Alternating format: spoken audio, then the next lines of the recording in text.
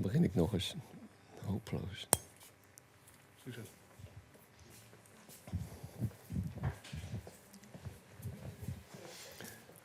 I have to begin again because we record all this. So, welcome in this second week in our course Front-End Vision and Deep Learning. And what we go do this week is talk about what all these filters in the first layers in geometry in our deep learning system, what they actually do.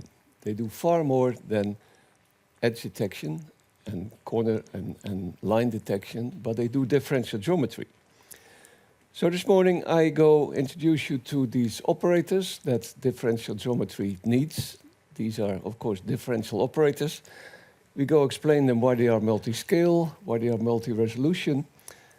And also we do geometry, and that means we need coordinates. We need x-axis and y-axis.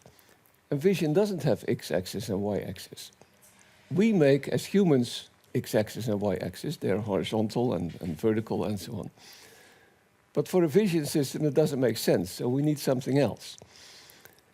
And we need to be independent of all these coordinate systems. And there is a trick that does that.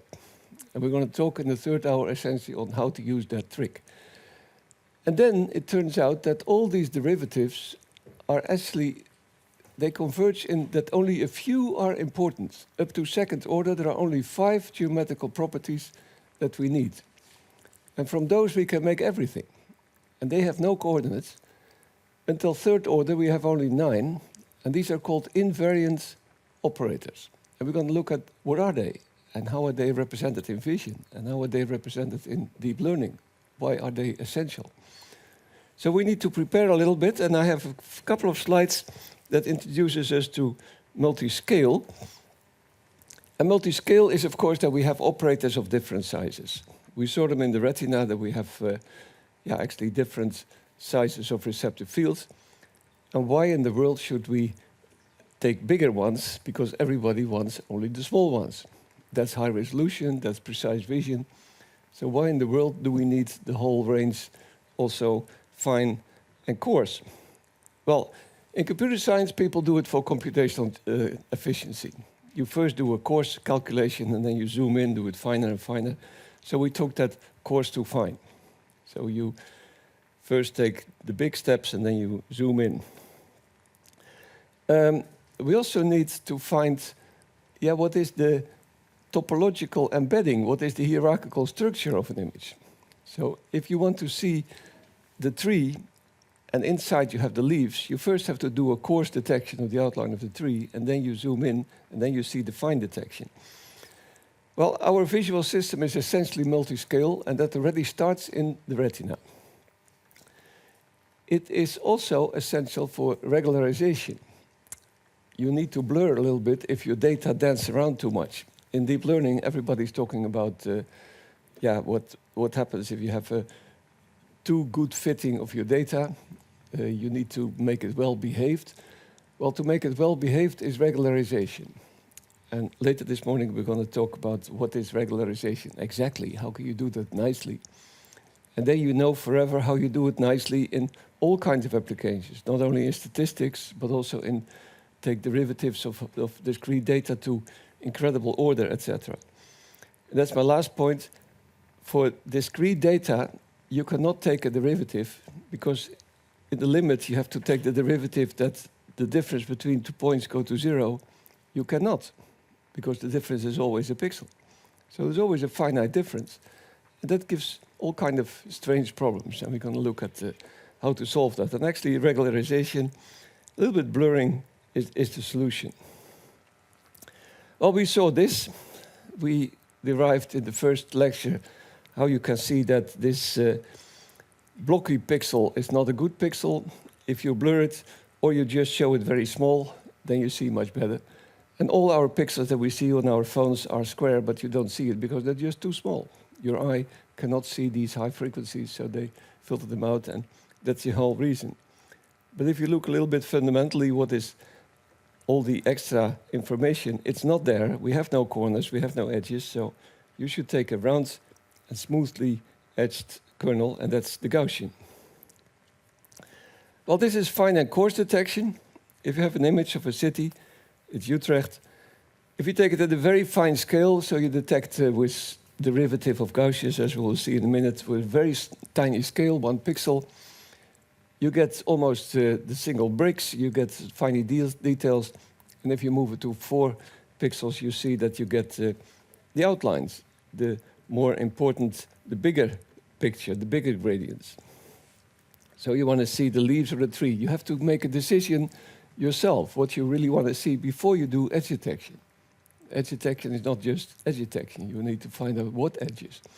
I have lots of edges on my face, but some are coarse edges. My beard line is a very coarse edge. You cannot see it with a fine edge detector.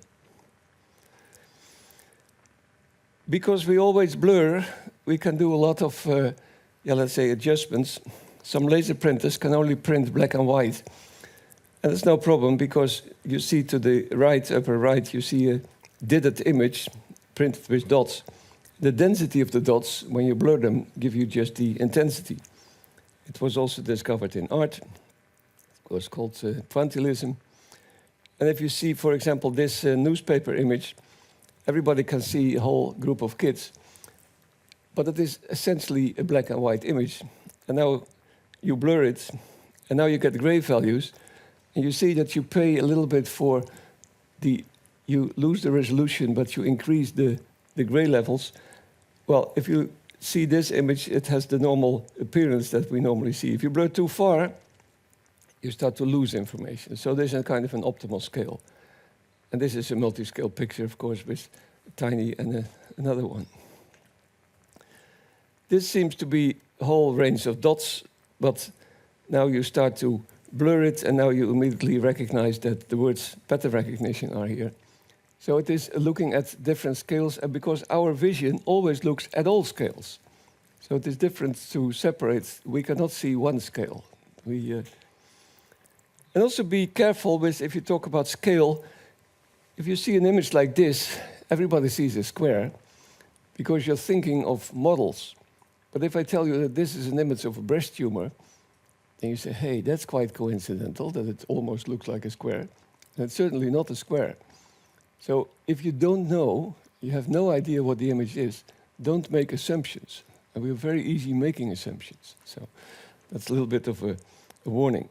And the noise is always part of the geometry. So if you want to get straight edges out of this, then you have to know that the underlying ground truth is a straight edge. Okay, let's go to this. We will see this quite often. The many layers of deep learning, the many layers of vision. And we're going to start, and what are these filters doing that are termed edges on the bottom row? These simple filters. How do they emerge from self-organization? How can they be trained? How do they appear for different sets of images? So let's have a look. If you have enough images and you have a very good scheme, you see that this is self-organizing with backpropagation. And what we're going to do later is we take some trained nets. We're going to see what have they actually learned. What are the filters that are there? And it's one of your tasks that if you take different images, you take a cartoon, or you take images with a specific context, what do you find then? So it's a little bit to see what the networks do, what our vision is doing. And here we see the filters published by Krzyzewski, and he's the one who made these famous tutorials and famous first discoveries in deep learning. And what do you see here?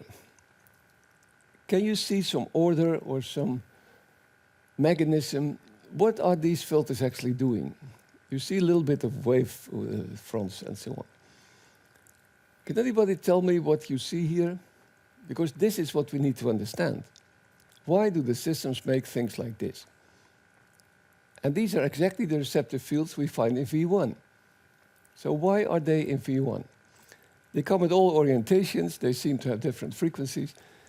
People often model this with Gabor filters. And what's a Gabor filter? A spatial frequency with a Gaussian hull. So very simple. Well, that looks like what you see here. Well, it turns out to be much deeper than this. It turns out to be high-order differential operators. So we see third, fourth, fifth order derivative operators here. We also see operators in color. So these are operators in the spectral domain. So they take a derivative to lambda, not to x. And we also see that these operators are not constant in time. They change. So we also have ddt. So we have a whole range of differential operators. We even have operators that take derivatives in depth. So if delta is disparity, we take dd delta.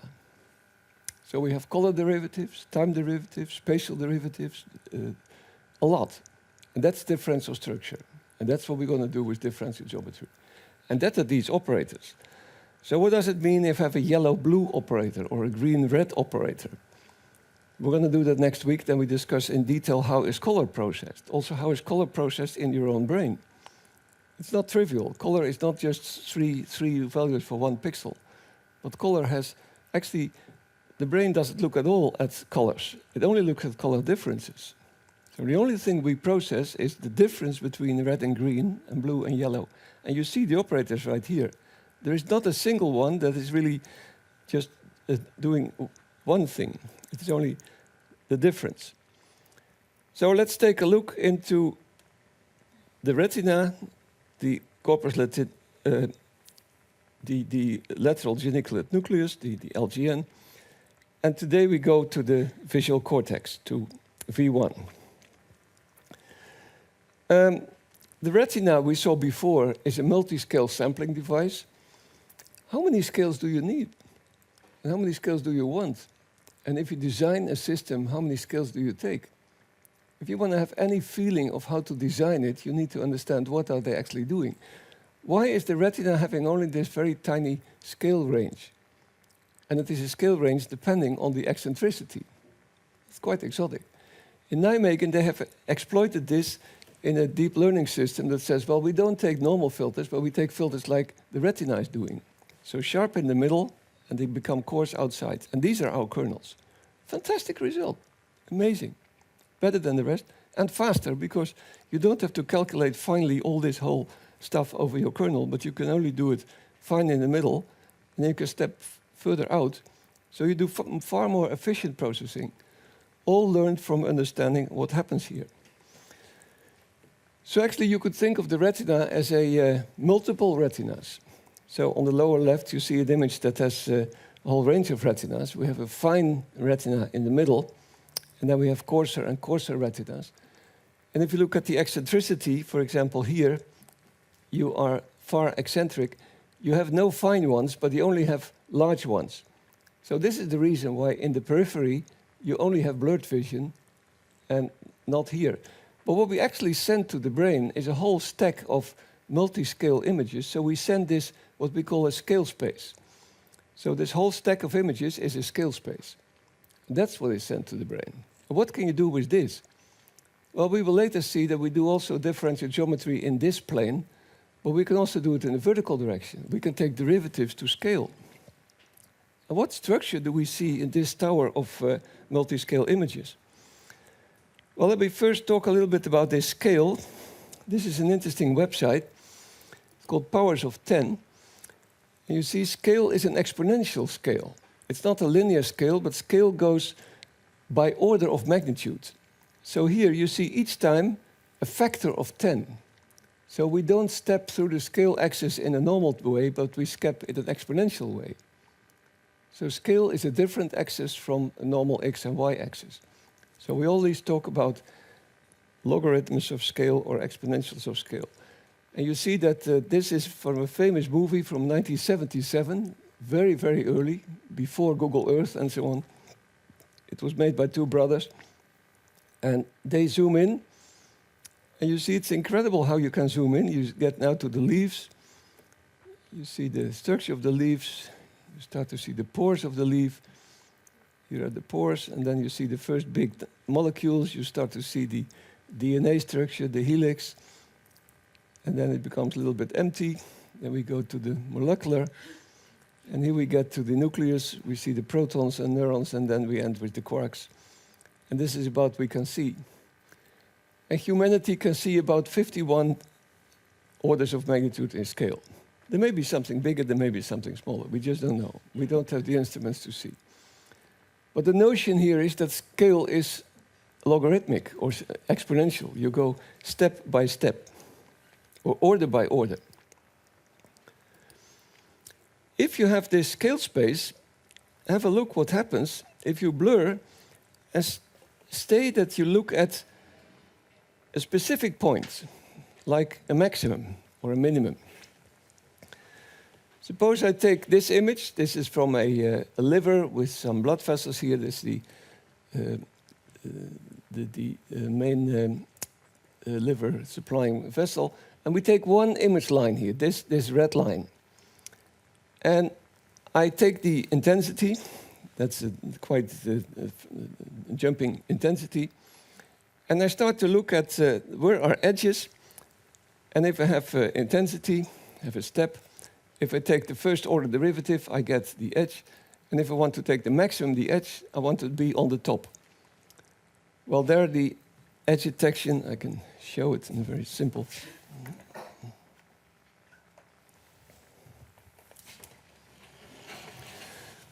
If your edge is like this, your first edge detection, so this is L, this is the LDX, L is then the luminance. If you want to find this guy, you just take the second order derivative and you take the zero crossing. So this is the second order derivative. And this zero crossing is that maximum and this steepest edge. And you have zero crossings that go from positive to negative and negative to positive. And I indicated all these zero crossings.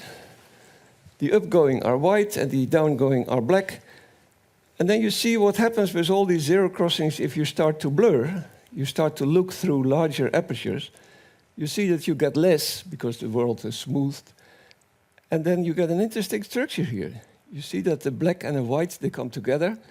You see that some edges really survive. So when you blur, you get here the survival edges. And of course, these survival edges, they must be the strongest edges because they survive over all this blurring. So if I track down this guy, you really see, okay, this is a very strong edge here. And if I track down this guy, well, this tracking down is called edge focusing. And if we do this for 1D, you see interesting points here where black and white come together. These are called top points. And they're very much related to these famous points, SIFT and SURF, that you know from computer vision. So we're going to explain them, what they do. They're very sticky to the image, and they're very essential multi-scale special points. It is where scales come together, where they annihilate. But if you do this on 1D, you get a picture like this. We call this a signature picture. If you do this on 2D, and you follow, for example, maxima in an image, in 2D an image is a hilly landscape, the intensity. And you see, well, I have all my maxima here, and now I start to blur. I get less and less, and when I have complete blurring, I only have one blob left, one maximum. That's called the root. But if you see what happens, and you see there is a kind of a tree structure here. And this tree structure gives me the hierarchical topology of my image. So if this is a face, then all these pixels that are belonging on this branch, it's an eye. And this may be the mouth. So you get a separation of structure by looking at the graph in your deep structure. And that graph is one of the main reasons we do deep learning. We get an automatic embedding. If we want to see context reasoning, we need to see what happens to pixels next door. Why are pixels grouped? Why are pixels in a certain branch and some pixels are in another branch? Well, that structure is coming because of you do multi-scale, and then you need the whole thing. Well, that's what vision is doing. And now you see a little bit of a deeper notion about why we need multi-scale. The pioneers in this whole field with this multi-scale, and it's called scale space theory, was Professor Koenderink, and at the same time Professor Iijima in Japan. Iijima published in Japanese, so it was not known to the Western world, and Koenderink in English. But they were early pioneers in this field. And today we can do a lot of topological reasoning. Some of my PhD students produced this from a medical image to do very nice, how is the structural decomposition of these images in these multi-scale structure. You can do it in a temporal way, so we studied sequences, and then you can follow all these sequences and track this car. And essentially what these deep learning systems do is they detect these feature points, they follow these feature points, but they do that automatically. And this goes a little bit meant on what are they actually doing, what is really happening. Okay, so we also use them for face detection. We're going to see face detection in the next week, how this is done. You can also do it with these very sparse top points. So you don't need to process all these, let's say, 1 million pixels, but you can just take 100 top points, make them from all these images, and then do cloud matching, which is very efficient. I started a long time ago a conference series on scale space theory. That was in '97, so quite some time ago. You see me somewhere here. This was in Utrecht. These were all the pioneering guys in this field, and since then it has been every 2 years, and it's a growing conference, and it's quite successful in terms of doing computational vision, multi-scale, and variational methods. And next year it will be in Germany. Okay, I want to go a little bit into some specific details and talk about the Gaussian kernel, the Gaussian derivatives, and differential structure. So let's start with the Gaussian kernel. I have a notebook that shows that.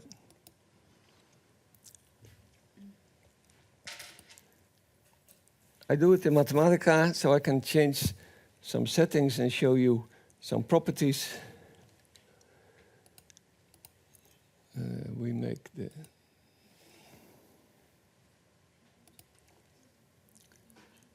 And all these notebooks are on the website. Well, why is it called Gaussian? Because it's named after the guy Carl Friedrich Gauss. And you all know him, one of the most famous mathematicians ever. He did so much that it is... oh, why is that? Is this already a long time? Since I started this? That's amazing.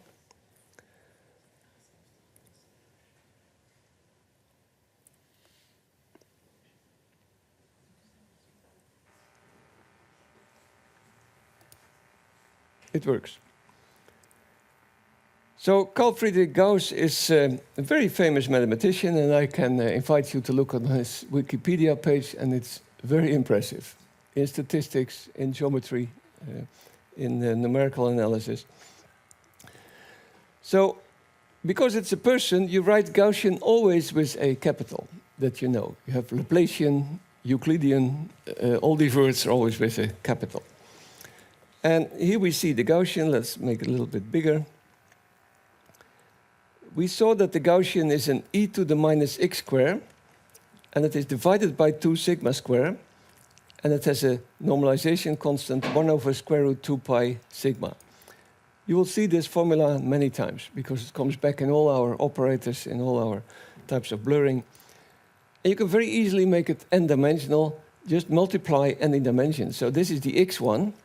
You multiply it by the y1, and then you get this product, and you already see that x squared plus y squared is now, it's a circular one. In 3D, you get x squared plus y squared plus z squared, you get a sphere. So you can make dimensions as high as you want. So normally we make this n-dimensional, nd. We take a vector notation of length n, and we say, okay, this is the square, it's the length of the vector, and the rest is, and this vector here to normalization goes also to the power of n.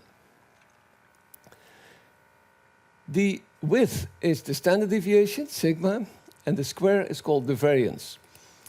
Mostly we talk with the variance because if you combine Gaussians, you add the variances and not the sigmas. Scale can only take positive values. Sig is essentially larger than 0. This is one of the deep physical reasons why scale is an exponential axis.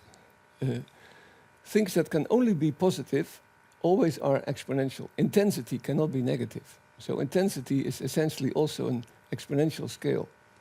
Later we will see that time also has only one sign. It cannot be negative or positive. It's only the past that we have. We cannot look in the future. So time is also essentially a logarithmic or an exponential scale. if you see, well, where is the Gaussian at half height? So we define the Gaussian here.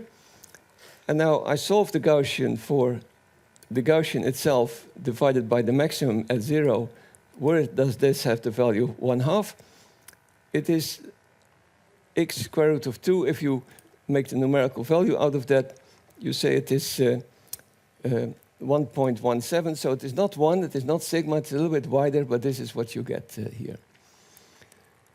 What we normally do is we have a Gaussian that has this integral of 1, and therefore we need this factor. So if we integrate e to the x square from minus infinity to plus infinity, so we see the whole surface, and we assume that sigma is 0, we get 2 pi sigma, and that is, of course, the normalization in front of it.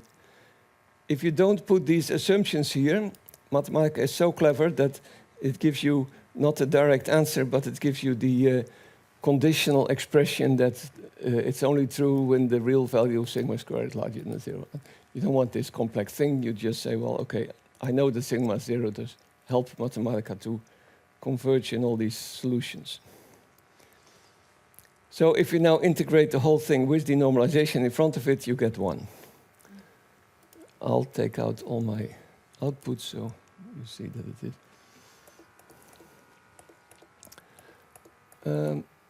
What happens? And of course, you can plot different sigmas here, and if you increase the sigma, you must realize that the intensity decreases as well. So the surface remains 1, and if you have a tiny one, you can have a huge intensity, but this becomes a small one. Because they are easily multiplied, you call this the cascade property, self-similarity. And if you want a big scale, you can take a big scale, but you can also say, I take multiple small scales. And computationally, it's far easier to use multiple small scales. Suppose you do a convolution 3 by 3, and again a convolution 3 by 3. You only need 9 calculations, another 9. But if you take a bigger kernel, let's say 7 by 7, you need 49. So it increases much faster. So if you have a kernel, this is a blurring, and you convolve it with another blurring, you get a new blurring, but it is not sigma 1 plus sigma 2, but it is sigma 1 squared plus sigma 1 squared 2. So you add the variances.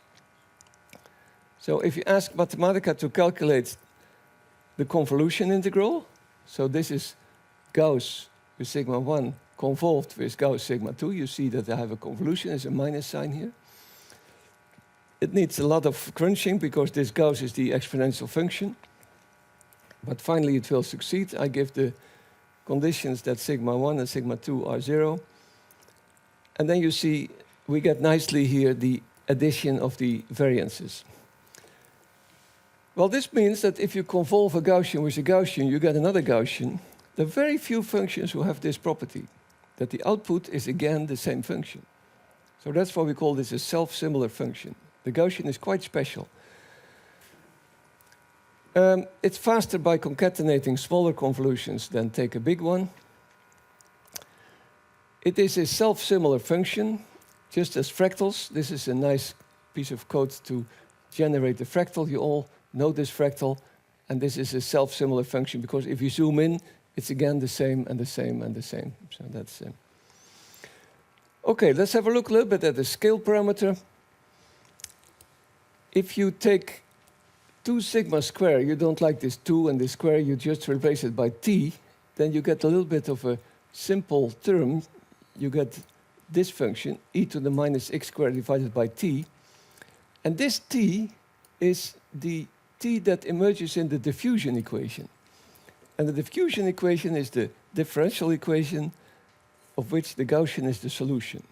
So Gaussian blurring is actually diffusion. So we're going to see that we are diffusing intensity if we blur. So every pixel is replaced by a diffused C intensity as ink. It is replaced by a diffusion process. Later we're going to make this diffusion process a little bit more clever. We say we diffuse only in specific directions. And if you connect 2 lines, well, you come from both sides, you can do some diffusion. And it turns out you can nicely do this with all the operators that we make. Well, this is the diffusion equation. It's a little bit small, but you see that the derivative to scale is the Laplacian. So we have the sum of the second-order derivatives. It's the trace of the second-order matrix from the Hessian. So the Laplacian itself, that trace, is the derivative to scale, but not to sigma, but to sigma square. So to the variance. We're going to use this diffusion equation actually quite more often later on. You can also say, I want to get rid of this scaling, and you divide x by x sigma square. So that means I get now a dimensionless spatial parameter. I call it x tilde. And this means that if I have, you remember this pyramid of tiny scales and bigger scales, etc., I have made them all the same. So I made the step size dependent on my sigma. So it takes small steps on the bottom, bigger steps there, bigger steps there. So they're all the same. So actually it's a cylinder of equal things. So I can calculate the whole thing in a very equal way by just incorporating the step size depending on at what scale level I am. So this means you have now a normalized Gaussian, or a dimensionless Gaussian representation with x tilde. And this x tilde, we will see that also, is called a natural coordinate. It's much easier calculation with this. Well, how big is the Gaussian if you go a little bit further out? If you take 5 sigmas out, it's only 1/1,000,000th. And what is the integral between 5 and infinity, so the surface of the tail? It's very tiny, 10 to the minus 7. So this means if you digitize a Gaussian, stop at 4 or 5, maybe 6, and don't go any further because there is really nothing there. The Gaussian is so small that you don't need to take any samples there. The Gaussian is, of course, related to some mathematical functions. If you take the scale, the limit, you cannot go really to 0, but you can take the limit to 0. Well, what do you get if you make this smaller and smaller? In the very end, you get the delta function. And we know the delta function, if you do the convolution with the delta function, so this is the delta function in Mathematica, it's called Dirac delta, and you convolve this with fx, what do we get here? You recognize this function. This is the famous mathematics function for a sample. We take a sample. This is the sampling function. If you take many of them, you have a comb function. That's where you take a sample. This function, Dirac delta, is only non-zero for x is alpha, and the rest is 0. But it's just a peak. So what do we get? We get the function at that only place. So we sample out this thing. So it is a sampling function.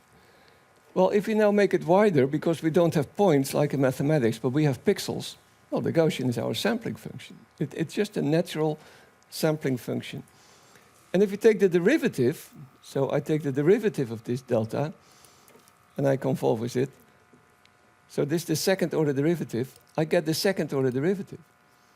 So if you do a convolution with a Gaussian, you get a sample. If you do a convolution with a Gaussian derivative, you get a derivative. And now we have pixels, so blown up things. All we have to do is not take the derivative in the mathematical sense, but we take the derivative by convolution with a Gaussian. Well, this was a major discovery. Now we can take derivatives to any order without any problem. We have no dealing with it goes to 0 and limits and the whole thing that mathematics like. But we are physicists, we are practical people, we need to deal with the real situation. So if we have pixels, we convolve with Gaussian derivatives. If you integrate the Gaussian from x to 0, you get the cumulative Gaussian. Well, that's called the error function. And how does the error function look like? It is the famous sigma function. So this is the cumulative function of the Gaussian. If you start left and you see the surface, it gets bigger and bigger. And the error function is a famous function, so it is known in all languages as erf in Mathematica 2, but also in C++, etc. And if you have here the error function for a very tiny scale, you see that it gets steeper and steeper. And if you take the limit, so here you can see change the scale, and for very small scale it gets steeper, and here it gets sloppier. And of course, what do you get if you take the limit? You get the Heaviside function. That's in mathematics called the unit step. And this is only known in mathematics. It has a derivative of infinite, etc. It doesn't exist in reality, but it is just a limiting case. Separability is quite nice, because if we have a Gaussian, we have here a Gaussian to x and to y. We can separate it in a Gaussian to x and a separate to y, to g. And this means if we have a higher order, a higher dimensional Gaussian, and let's plot a little bit some Gaussians. We have a one-dimensional Gaussian, we have a two-dimensional Gaussian, and three-dimensional Gaussian. We need operators, we need to sample them. If you sample this guy here, it's two-dimensional, but you take one convolution with this, so let's say I have 10 pixels here, and you take then one convolution with that, 10 pixels here. If you multiply them, you can do the whole convolution with this thing. So instead of 100 calculations, you only need 10 plus 10, you only need 20. So separability is a very, very nice way to make all your calculations much faster. We will do that later on. So it really jumps into faster, because you can do 1, 2, 1D. In 3D, it gets even worse. Then with 30 calculations, you can do what you normally do with 1,000. So if you take a stupid implementation, you just take the cube and you take that as a kernel. You can do that much more clever with the Gaussian separability. Well, there are some other relations. I just want to show them. If you expand this whole guy, we showed that before, you can expand this to really high order. And if you see these coefficients here, they get bigger, and at the end they get smaller. They're called the binomial coefficients. So if you plot them for a certain n, you see they very much look like a Gaussian.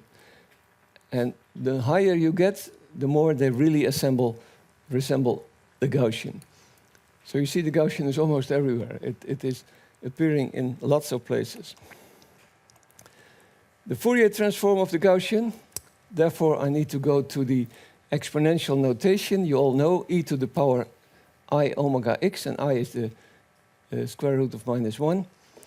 You can go from exponential to trigonometric, so, or trig to exp, the other way around. So this is exponential notation, and this is the Euler's equation.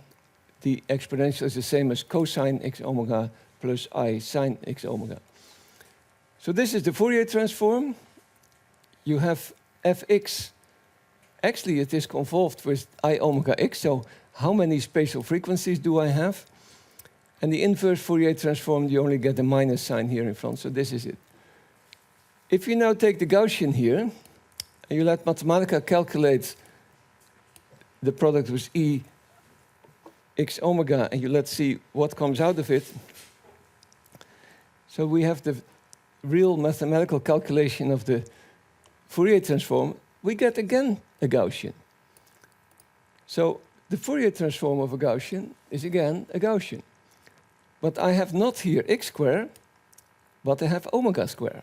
So it is, of course, a function of frequency, function of omega. And note that this sigma, I divide by sigma here, and now I multiply with sigma. So that means if I make the scale smaller in the spatial domain, it gets bigger in the frequency domain. So there's, of course, a Fourier transform command. So if you do Fourier transform, you get this immediately. Let's have a look at these Fourier transforms. Here I plot the Gaussian as a function of x with sigma 2, and this is the Gaussian as a function of, that's the Fourier transform. And you see, if I make the Fourier transform of the spatial one bigger, the Gaussian gets smaller, and the other way around. So remember that if you have a very tiny Gaussian, you have a big spectrum. If you have a small spectrum, you have a big Gaussian. That's inversely related. Okay, if you plot I take a whole range of scales, and you see I take an exponential set of scales from 1 to 14, and I plot the spectra. You see that I get the spectra here. So you have a high-pass filter, that's a Gaussian, and of course, a small Gaussian doesn't limit the frequencies too much, but the big Gaussian doesn't limit the frequencies a lot. And the last thing I want to show is the central limit theorem. It means that any statistical distribution, PDF, so some probability, if you concatenate that, there is another process with another probability and another process. If you concatenate different processes and you see what is the sum of all those doing, it's the Gaussian. That's why the Gaussian appears everywhere in biology, because there are so many processes underlying. So suppose I take a very simple function. I take unit step, and I plot unit step. So that's my, this is my probability function. And I have f and g, and I take now the same, f and g, and I do the convolution of f times g. So I convolve this step with itself. What do I get? Well, I get this. Let's plot it. Okay, I get a triangle function. Now let's do this triangle function again. This triangle function is h1, and convolve it again with this g, with this step function. I get some complex mathematics, and now you see I get squares in it. Let's plot it. You see, it really begins already to look like a Gaussian. And if you take infinite of these, you get a Gaussian. So if you have multiple processes, they almost always at the end converge to a Gaussian. And it's a nice trick. Put in any function here you like. Take some jiggy function and convolve it with itself. You get a Gaussian. There's one trick, it cannot be negative. So you should not have negative points in your PDF, it should only be positive. This is the central limit theory. You can make it anisotropic, that's just to term the name. This is the sigma in all the different directions. I have only one sigma here, sigma is 4. But if you say I have x and y, and I take different sigmas, so here I have, for example, sigma in x is 5 times bigger than sigma in y, you get ellipsoids, and these are called anisotropic Gaussians. We will see them next week a lot. And we go do more clever blurring than just simple, stupid, straight blurring. You can even make them curved, make them banana shapes. So you can have all kinds of shapes of your Gaussian. And the Gaussian, they come from the diffusion equation. And the diffusion equation is, as I said before, the derivative to scale is the Laplacian. This is the Laplacian, the sum of the second orders. And you have another symbol for Laplacian, that's delta. If you put it upside down, you get the nabla, that's the first order derivative, that's the gradient, and this is the Laplacian. Okay, it's time we go stop here, and in about 10 minutes we continue for the next hour. I give you then an example of how to use this in a nice application, and then first we take a small break.